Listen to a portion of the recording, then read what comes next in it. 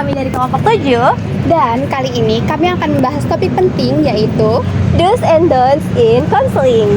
Berikut adalah hal-hal yang sebaiknya dilakukan dan dihindari dalam praktik konseling. Yuk kita mulai. Pose with the bands.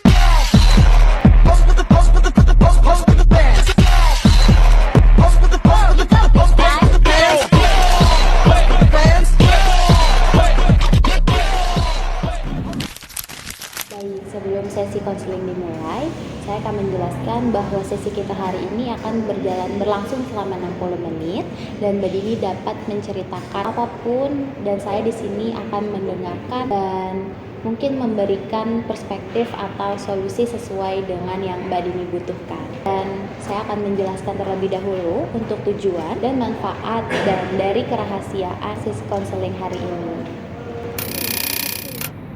Sejak awal, konselor wajib menjelaskan kontrak konseling atau informed consent. Hal ini mencakup tujuan, manfaat, resiko, kerahasiaan, peran konselor, dan peran klien. Langkah ini termasuk dalam mandatory ethics, yaitu standar minimum yang harus dipatuhi konselor agar praktiknya legal dan sesuai kode etik, serta positive ethics dengan terus mencari cara terbaik untuk menolong klien. Jadi gini Mbak, saya datang ke sini tuh mau cerita kalau saya punya masalah beban pikiran yang bikin saya capek terus dari kemarin. Kenapa ya Mbak kira-kira? Baik, berarti Mbak Dini sekarang lagi merasa lelah ya karena capek. Boleh nggak Anda menceritakannya lebih lanjut nih Mbak Dini? Mendengarkan aktif adalah keterampilan inti dalam konseling yang bukan sekadar duduk diam atau mendengar kata-kata klien, tetapi sebuah aktivitas sadar yang melibatkan perhatian penuh pada isi cerita, perasaan, dan perilaku nonverbal klien. Dengan teknik reflektif, konselor bisa mengulang inti cerita atau perasaan klien untuk menunjukkan bahwa ia benar-benar memahami. Hal ini sesuai dengan responding skills yang dimana konselor tidak hanya mendengar, tetapi juga merespon dengan empati, menggali, dan merangkum. Terus emosi saya juga kadang tuh suka meluap-luap Mbak. Terus suka juga kalau lagi sedih-sedih banget, kalau lagi capek-capek banget. Terus karena emosi itu saya takut dianggap sama orang lain tuh lemah gitu. Padahal saya udah berusaha untuk bertahan sejauh ini. Kenapa ya Mbak? Baik Mbak Dini, banyak banget yang merasakan hal juga sama seperti yang Anda rasakan dan hal itu wajar sekali Mbak Dini. Dan justru pada saat Mbak Dini melakukan konseling saat ini itu justru menunjukkan bahwa Mbak Dini seseorang yang pemberani. Dan empati adalah kemampuan untuk masuk ke dunia klien dan memahami dari perspektif mereka, bukan dari nilai pribadi konselor. Dalam hubungan menolong atau helping relationship, empati digabung dengan unconditional positive rigor atau penerimaan tanpa syarat. Konselor menghormati klien sebagai manusia yang punya nilai, kapasitas, dan minat baik. Sikap ini termasuk dalam prinsip layanan psikologi, yaitu menghargai martabat manusia dalam prinsip A dan tidak menghakimi. Dengan empati, konseling menjadi ruang aman bagi klien untuk mengeksplorasi perasaan terdalamnya. Tanpa empati, konseling bisa terasa kaku, dingin, dan klien enggan membuka diri.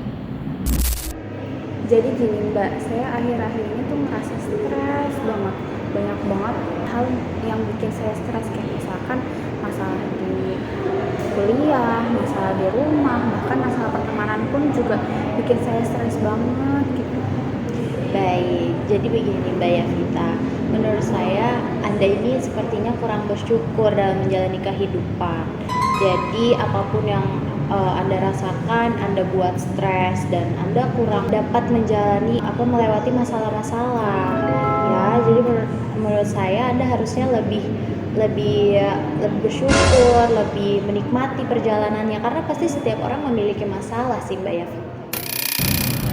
Konseling bukanlah tempat untuk sekedar menerima nasihat atau memaksakan nilai pribadi. Namun, Menurut prinsip bracketing, konselor harus menyadari nilai pribadinya, tetap menahan diri agar tidak mencemari proses konseling. Jika konselor menghakimi atau terlalu memberi nasihat, maka terjadi value imposition atau memaksakan nilai konselor pada klien. Akibatnya, klien merasa disalahkan, tidak diterima, dan bisa menutup diri. Padahal tujuan konseling adalah membantu klien menemukan kekuatan dan pilihan mereka sendiri.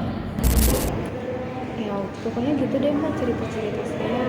Saya berharap cerita saya jadi privasi ya, soalnya ini kan kayak masalah saya banget ya. Tenang aja Mbak Yavita, pasti akan saya jaga kerahasiaannya. A few moments later. Tadi gimana cerita klien lu?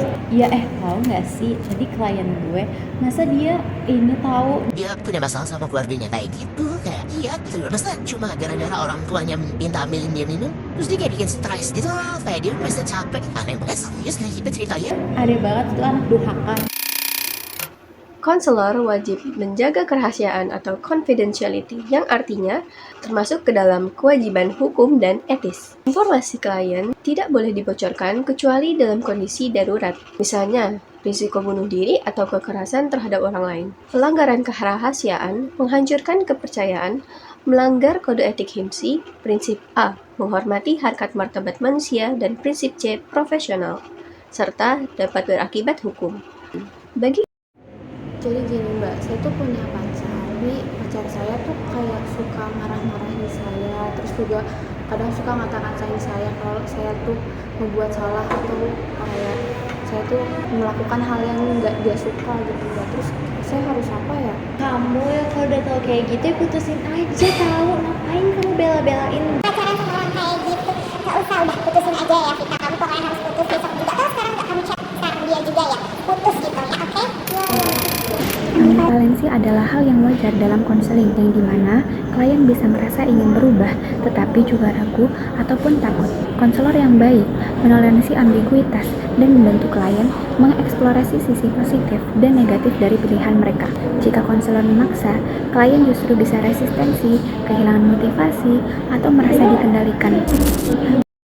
Akhir-akhir ini tuh saya kayak lagi banyak banget masalah Mbak gitu, saya kayak banyak banget tekanan dari manapun gitu. Terus Terus lanjutin aja ya Vita. Sebentar ya, saya sambil chat teman saya. Kamu saya dengerin kok. ya pokoknya saya tuh punya banyak masalah banget deh akhir-akhir ini. Hubungan terapeutik adalah inti dari konseling.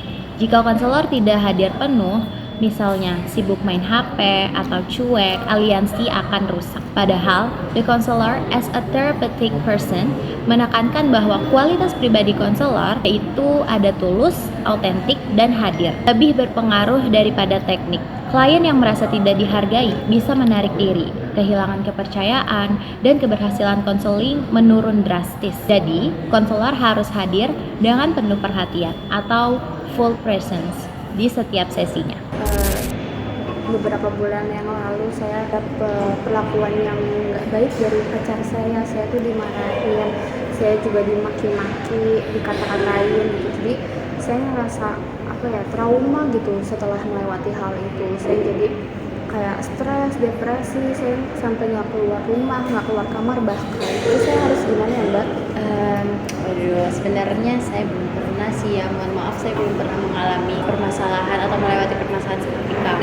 Tapi nggak apa-apa, nanti saya coba bantu. Saya bantu improvisasi juga, saya cari tahu sama teman saya, mungkin saya bisa searching ya, setelah searching itu oke. Cuk, kamu lanjut cerita aja ya Vita, nanti saya bantu kamu, oke? Prinsip profesional menuntut konselor sadar batas kemampuan dirinya. Konselor pemula sering merasa harus bisa menangani semua klien. Padahal sebenarnya merujuk ke profesional lain adalah bentuk tanggung jawab, bukan kegagalan. Improvisasi teknik di luar kompetensi bisa berisiko memperburuk kondisi klien. Misalnya, menangani trauma berat tanpa pelatihan khusus dapat menimbulkan retraumatisasi. Karena itu, etis bagi konselor untuk tahu kapan harus berhenti dan kapan harus melakukan rujukan. Itu beberapa do and don'ts in counseling dengan mendengarkan aktif, membangun empati, menjaga etika, dan menggunakan teknik berbasis bukti, Konseling dapat lebih efektif dan etis semoga video ini bermanfaat dan bisa menjadi panduan bagi kita semua. dalam memberikan layanan konseling yang profesional dan penuh kepedulian. Terima kasih sudah menonton. Bye-bye. Ini mic tuh. Iya. Gue jangan gitu. Mic-nya di tengah. Siapa yang di tengah? Gue dong. Lu. Berapa do and don'ts in counseling? Dengan mendengarkan aktif, Membangun empati, Astagfirullah. Kami dari kelompok 7. dan kali ini kami akan membahas topik penting. Kembali ke masalah. Jadi menurut saya kamu harus Lebih fun. Teknik berbasis bukti, konseling dapat lebih efektif dan etis. Ulang guys. jadi orang bersyukur, banyak sorry kok kamu sih? Tapi nggak apa ya, kan don'ts ya. Sorry. counseling. Berikut adalah hal-hal yang Dan bisa menjadi panduan bagi kita semua dalam memberikan Oh iya, sorry. Halo teman-teman.